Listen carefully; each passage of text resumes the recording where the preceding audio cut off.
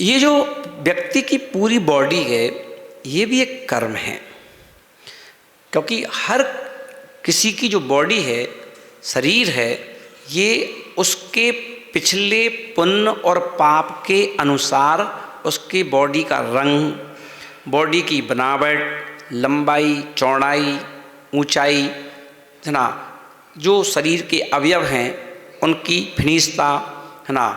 तो देखिए ये सारी की सारी चीज़ें न किसी डॉक्टर के हाथ में हैं, ना किसी व्यक्ति के हाथ में हैं, ना माँ के हाथ में हैं, ना पिता के हाथ में हैं।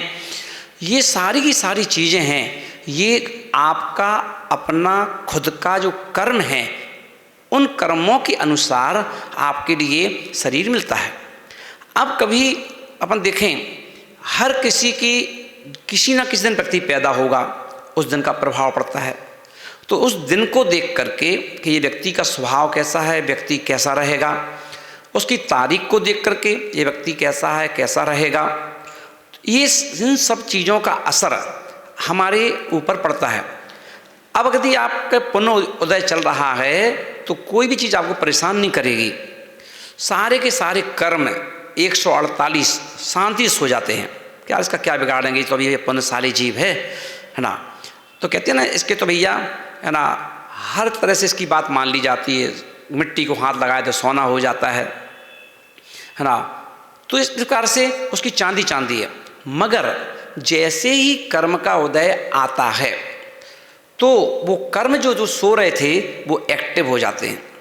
तो उनसे बचने के लिए हमें देखें कि हम लोगों को कहा जाता है कि जैसे कहते हैं कि हवा चलेगी, दीपक बुझेगा, मगर यदि हम अपने दोनों हाथों का सपोर्ट दे करके उस दीपक की लौ के चारों तरफ हाथ कर लेते हैं तो हवा में भी दीपक बुझने से बच जाता है। तो ऐसे ही अपन देखेंगे कि व्यक्ति की जो बॉडी है उसमें उसका जो फेवर करने वाला कलर है, उसका पक्ष लेने वाला जो कलर है, अलग अलग बॉडी का अलग अलग कलर होता है। तो अपन देखेंगे कि अब अपन देखें एक व्यक्ति इतने कपड़े पहनता है, पर अपन देखेंगे सब कपड़ों का असर हमारी बॉडी पर नहीं पड़ता है।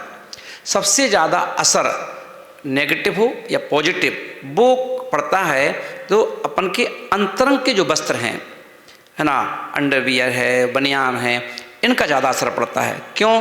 क्योंकि हो सकता है बाहर के वस्त्र तो अपन दिन में 2 बार चेंज कर लें, 3 बार चेंज कर लें, पर अपन देखें जो अंतस वस्त्र होते हैं उनको व्यक्ति चेंज नहीं करता है। और इसलिए अपन देखें कि वो वस्त्र अपनी बॉडी से स्पर्श रहते हैं।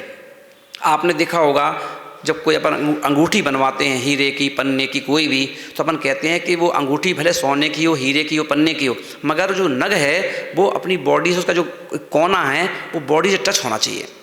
तो टच होगा तो उसका एक असर होता है। तो कपड़ा भी हमसे टच है तो वो उसका असर होगा।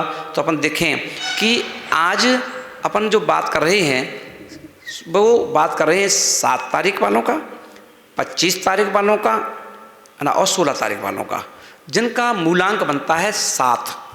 और उन 7 वालों को वह उनका कलर कौन सा है, तो अपन देखेंगे इनके जो कलर हैं वो मिश्रित रंग हैं। क्योंकि 7 तारीख वालों के इंद्रधनुष के 7 कलर होते हैं और 7 कलरों से मिलकर के इंद्रधनुष बनता है। तो इसलिए 7 तारीख वाले, है ना, कोई भी कलर यदि यूज करते हैं, 7 कलर से सहित, और मान लो कोई मिश्रित कलर हैं, है ना, और उनका उपयोग करते हैं तो उनके ऊपर एक बहुत सुंदर अनुकूलता, है ना, देने वाला कलर ढूंढना पड़ेंगे ऐसे जिनमें 7 कलर मिक्स हों, 7 कलर मिश्रित हों, है ना। ऐसे ही उनके कमरे की पर्दे हों, ऐसे ही उनकी सोने वाली बेडशीट हो, ऐसे ही उनके तकिए का गिलाब हो, ऐसे ही उनके अंडरवियर बनियान हो। तो आप देखेंगे कि इनका जो आपके परेशान चल रहे हैं या विपरीत परिस्थिति चल रही है आपकी, है ना, कर्म आपको छेड़ रहे हैं, तो आप देखेंगे ये कलर आपको क्या करेगा, तुरंत हिफाजत करेगा आपकी, और आपके लिए सुकून देगा, शांति देगा, समृद्धि देगा, और आपके जो अंदर दिमाग में उथल पुथल मच रही है उसको भी ठीक करेगा। तो ध्यान रखें, 7 तारीख वाले जितने भी जातक हैं वो मिश्रित कलर, जो 7 कलर हैं उनके जो मिश्रित कलर हैं उनका उपयोग करें, जिससे कि वो अपने जीवन में सफल और सार्थक उनकी मेहनत सफल हो। तो ध्यान रखें।